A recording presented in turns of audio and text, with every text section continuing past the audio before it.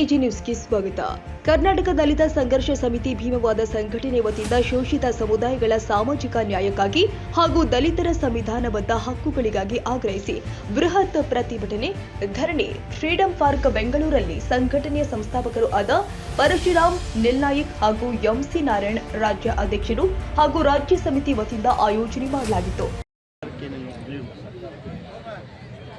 ಕರ್ನಾಟಕ ದಲಿತ ಸಂಘರ್ಷ ಸಮಿತಿ ಭೀಮವಾದ ರಾಜ್ಯ ಸಮಿತಿ ವತಿಯಿಂದ ಇವತ್ತು ಶೋಷಿತ ಸಮುದಾಯಗಳ ಸಾಮಾಜಿಕ ನ್ಯಾಯಕ್ಕಾಗಿ ಮತ್ತು ದಲಿತರ ಸಂವಿಧಾನಬದ್ಧ ಹಕ್ಕುಗಳಿಗಾಗಿ ಫ್ರೀಡಂ ಪಾರ್ಕ್ನಲ್ಲಿ ಇವತ್ತು ಬೃಹತ್ ಪ್ರತಿಭಟನಾ ಧರಣಿಯನ್ನು ಹಮ್ಮಿಕೊಂಡಿದ್ದೀವಿ.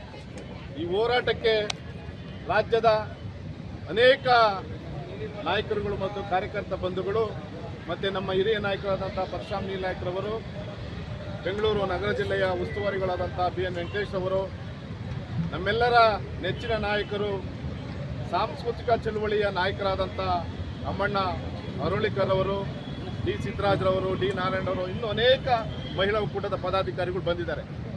ನಮ್ಮ ಬೇಡಿಕೆ ಇಷ್ಟೇ, ದಲಿತರ ಸಂವಿಧಾನಬದ್ಧ ಹಕ್ಕುಗಳನ್ನು ರಾಜ್ಯ ಸರ್ಕಾರ ನೀಡಬೇಕು. SCP ಮತ್ತು TSP ಹಣವನ್ನು ಇತರ ಇಲಾಖೆಗಳಿಗೆ ಹಿಂದೆ ವರ್ಗಾವಣೆ ಮಾಡಿದಿರಿ. ಈಗಾಗಲೇ ಬೆಳಗಾವಿ ಅಧಿವೇಶನದಲ್ಲಿ ತಾವು ಹೇಳಿದಿರಿ ವರ್ಗಾವಣೆ ಆಗಿರೋದು ನಿಜ ಅಂತ. ವರ್ಗಾವಣೆ ಆಗಿರೋಂಥ ಬೇರೆ ಅನ್ಯ ಉದ್ದೇಶಕ್ಕೆ ಬಳಕೆ ಆಗಿರೋಂಥ 77,000 ಕೋಟಿಯ ಹಣವನ್ನು ನೀವು ಮತ್ತೆ ವಾಪಸ್ ತರಬೇಕು.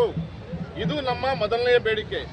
ಎರಡನೇದು, ಅನೇಕ ದಲಿತರ ಅಭಿವೃದ್ಧಿಗೆ ಇರುವಂಥ ಇಲಾಖೆಗಳಲ್ಲಿ, ಅಭಿವೃದ್ಧಿ ನಿಗಮಗಳಲ್ಲಿ ನಾವು ಸಾಲ ಕೇಳಕ್ಕೆ ಹೋದ್ರೆ ಶಾಸಕರ ಶಿಫಾರಸು ಪತ್ರ ಬೇಕು ಅಂತ ಕೇಳ್ತಾ ಇದ್ದಾರೆ. ನಮ್ಗೆ ಯಾಕೆ ಶಾಸಕರ ಶಿಫಾರಸು ಪತ್ರ ಬೇಕು? ನಾವು ಶಾಸಕರನ್ನ ಆಯ್ಕೆ ಮಾಡಿರೋಂಥವ್ರು. ನಾವು ಶಾಸಕರ ಶಿಫಾರಸು ಪತ್ರ ಯಾರಿಗೆ ಕೊಡ್ತಾರೆ? BJಪಿಯವರು ಅವ್ರ ಹಿಂಬಾಲಕರಿಗೆ ಕೊಡ್ತಾರೆ, ಕಾಂಗ್ರೆಸ್ MLA ಅವ್ರ ಹಿಂಬಾಲಕರಿಗೆ ಕೊಡ್ತಾರೆ, JDS MLA ಅವ್ರ ಹಿಂಬಾಲಕರಿಗೆ ಕೊಡ್ತಾರೆ. ಇಂಥ ದಲಿತ ಸಮುದಾಯದ, ತಳ ಸಮುದಾಯದ, ಶೋಷಿತ ಸಮುದಾಯದ, ಹಳ್ಳಿಗಾಡಿನ ಜನರು ಏನು ಮಾಡ್ಬೇಕು ನಾವು? ಹಾಗಾಗಿ ಈ ಕೂಡಲೇ ಸಿದ್ದರಾಮಯ್ಯ ಅವರಿಗೆ ಸಾಮಾಜಿಕ ಕಳಕಳಿ ಇದ್ರೆ ಮೊದಲನೇ ಈ ಧರಣಿಯಲ್ಲಿ ದಲಿತರ ಅಭಿವೃದ್ಧಿಗೆ ಸ್ಥಾಪಿತಗೊಂಡಿರುವ ಎಲ್ಲ ನಿಗಮ ಮಂಡಳಿಗಳಿಗೆ ಹೆಚ್ಚಿನ ಅನುದಾನವನ್ನ ಕೂಡಲೇ ಬಿಡುಗಡೆ ಮಾಡಬೇಕು ಅಂತ ವಾದವಾಗಿತ್ತು. Mainuddin, Rangapur, AG news. ತಾಜಾ ಸುದ್ದಿಗಾಗಿ ಎಜಿ ನ್ಯೂಸ್ 24x7ಗೆ ಸಬ್ಸ್ಕ್ರೈಬ್ ಮಾಡಿ ಮತ್ತು ಬೆಲ್ ಐಕಾನ್ ಒತ್ತಿ ತಪ್ಪದೇ ಲಿಂಕ್ ಶೇರ್ ಮಾಡಿ.